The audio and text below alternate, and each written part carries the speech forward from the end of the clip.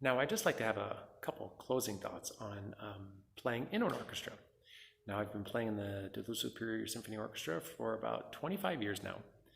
And I was about your age, actually, when I played my first orchestra. I was 16 years old, and I remember that moment of the downbeat. We were playing Sibelius' Second Symphony, and I had heard orchestras before, I think in Nutcracker or something like that, and some recordings, but I'd never played in one. And I remember the downbeat where I was swept up by the sound. And at that moment, I knew this is what I have to keep doing. I need to be doing this for a living somehow. And what I would like to ask of you is to really give yourself to the moment of playing in this orchestra. There are many different ensembles you can play in. There's jazz bands, there's concert bands, there's choirs, there's smaller groups.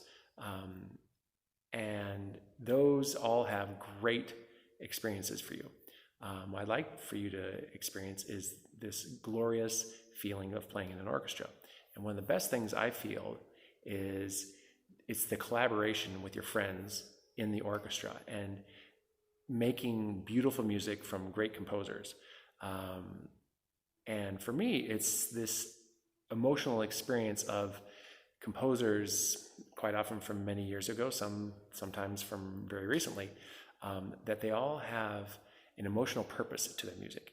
And it's through the collaboration with your friends, playing with instruments with different colors, playing with the other friends with in the horn section to work together as a group, you can really make some glorious sounds that you can really immerse yourself into. One thing, there is nothing, what I like to say is, if you play the horn and you've chosen the horn, you know what a special sound it can make.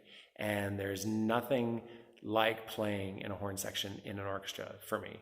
And it's a glorious sound, it's a glorious feeling, and it's really enjoyable. And I would like to say, one thing I could say is just prepare, listen to the music, come to the rehearsal with your part, with the notes correct, and then have an idea of how the dynamics go and how dramatic the music should be.